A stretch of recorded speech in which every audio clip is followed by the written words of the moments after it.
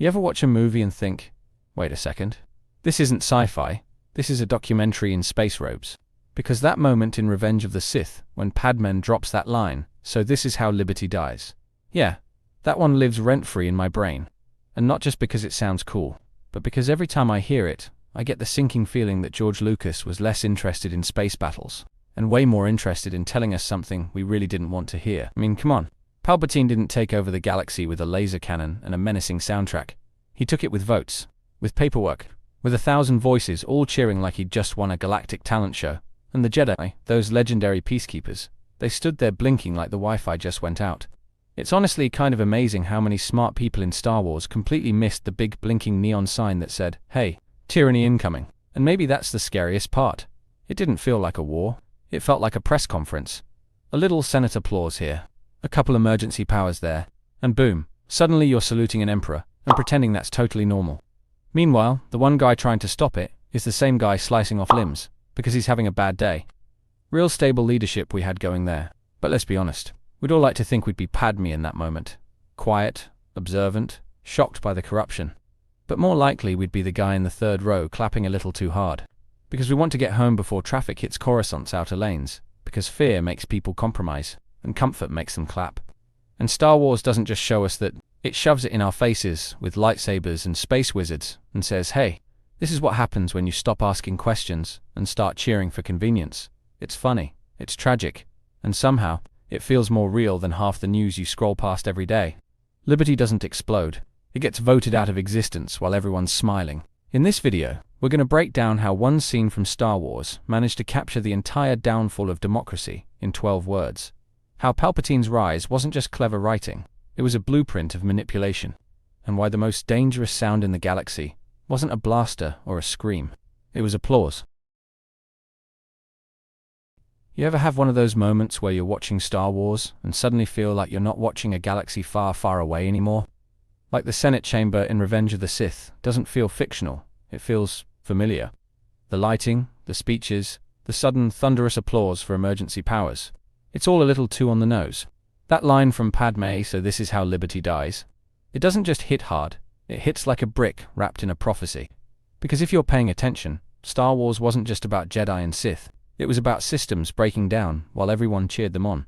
And yeah, we clapped too, in the theater, because it was good cinema, not realizing how close it was to home. We always think tyranny shows up in jackboots with a flag and a theme song, but Star Wars says, nope, it comes smiling, it comes with legislation, it comes with the illusion of safety. That's the trap. You don't fight it, you vote for it, and then it's too late. And Palpatine, that guy, didn't even hide it well. He literally told everyone he was reshaping the Republic for a safe and secure society. And instead of running for the hills, the entire Senate gave him a standing ovation. I mean, come on. The red flags were practically force-choking them. So now I'm wondering, did Star Wars warn us about authoritarianism? Or did it just give us a preview? You want to talk about the collapse of the Republic? You got to talk about just how many people sat around and let it happen. The Jedi, the Senate, the mediocre, the Holonet, whatever, and even the citizens. Everybody saw it coming. And everybody just shrugged. The Jedi Order, those guardians of peace and justice, were literally in the same room as Palpatine when he became Emperor, and they barely raised an eyebrow until it was already way too late. You'd think 1,000 years of training would come with a little intuition, or at least a plan B. And let's not forget the Senate. These were supposed to be the smartest minds in the galaxy, and they voted to give Palpatine emergency powers like they were handing out party favors. Not even a debate, not even a second thought. It was just, sure, give the guy more control. We're scared. Let's clap. It's the most frustrating part of the entire prequel trilogy. Because the fall didn't happen in one dramatic moment. It happened in tiny, avoidable decisions. Over and over again. And the people who could have stopped it either stayed quiet or played along, thinking it would all work itself out. Spoiler alert, it didn't. It never does. When you let fear lead, you end up handing over everything just to feel a little safer, and then realize you're locked in a cage you've built yourself. What hurts the most is how little resistance there really was. Not from the Jedi, not from the press, and definitely not from the public. The Republic didn't go out in flames, it faded out, quietly while everyone looked the other way. Padmé saw it, Bail Organa saw it, Mon Mothma tried, but they were whispers in a storm of applause. You can feel the weight of it in every scene they share. These weren't rebels yet, They were loyalists watching something they loved turn into something they couldn't recognize. And the worst part is knowing they didn't just lose a government, they lost their faith in it. These were idealists, people who believed in democracy, in structure, in peace. And they watched it all rot from the inside, slowly, painfully, and publicly. You see Anakin sitting in that chamber, torn between duty and loyalty, and it's heartbreaking, because he's not just losing his morality, he's watching the Republic die and trying to figure out if maybe, just maybe, it deserves to. That's the real tragedy, when even the heroes start to wonder if fighting back is worth it. This isn't just about the fall of a system, it's about watching something beautiful get corrupted, and realizing you were too late to stop it. Say what you will about the guy, but Palpatine didn't just seize power, he earned it. Slowly, methodically, like an artist painting with deception and fear. The man was playing 4D chess while everyone else was still trying to figure out what color the board was. He staged a war just so he could play both sides and emerge as the only one who could end it.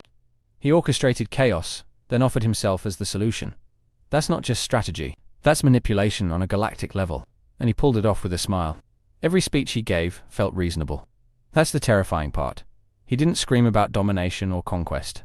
He whispered about unity, about safety, about how the system no longer works, and people bought it because they were scared. And he made sure of it. He turned the Jedi into enemies without lifting a finger, made them look like traitors for doing their job. And by the time they tried to act, it was too late. He had the clones, the Senate, and public opinion on his side. The whole galaxy lined up behind him because he made evil look like salvation. It's terrifying how convincing he was. Not because he had the Force, but because he knew how to tell people exactly what they wanted to hear, even if it cost them everything. Even in the darkest moments, Star Wars always leaves the door cracked open. And yeah, Liberty got stomped out in a storm of applause, but the spirit behind it, that never completely died. It hid, it regrouped, it waited for the right moment to fight back. You saw it in Padme's resolve, in Bael's quiet courage, in Mon Mothma's early warnings. These weren't warriors, they were believers. And when the Empire rose, they didn't just roll over. They started building something new, something better, piece by piece. The Rebel Alliance wasn't born from violence. It was born from memory, from people who remembered what freedom felt like, and refused to let that memory die. Even Leia, raised in the shadow of tyranny, carried that fire into every fight, because deep down, she knew what had been lost. And then there's Luke, raised with no legacy, no training, no politics, just the raw belief that something better was possible. That spark, that's what Palpatine never understood. You can crush armies, but you can't erase hope. Hope is why they fought back. Not for revenge, not for power, but for the chance to believe again. So this is how Liberty dies. It wasn't just a line in a movie, it was a warning shot across generations. Because the fall of the Republic wasn't about war, or lightsabers, or Sith Lords. It was about people giving up their freedom for the illusion of security, and never getting it back. That's what makes Star Wars so powerful. It's not just fantasy, it's a mirror, showing us how easy it is to cheer for our own downfall. When fear takes the wheel, and comfort becomes more important than freedom. We like to think we'd be the ones resisting, standing up, fighting back, but most of us would have been in that Senate chamber, clapping along just wanting the chaos to end. And that's the hard truth. Tyranny doesn't need to invade, it just needs to be invited. The scary part is how timeless it all feels, how every era has its Palpatiners, its eager crowds, its silence when it matters most.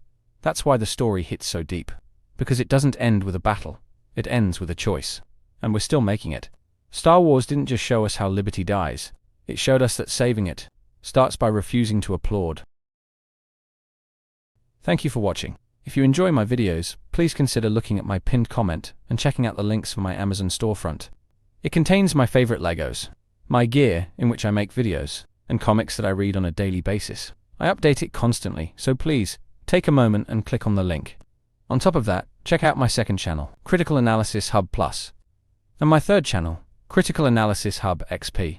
Just one click would go on a long way in supporting my channels and future in YouTube.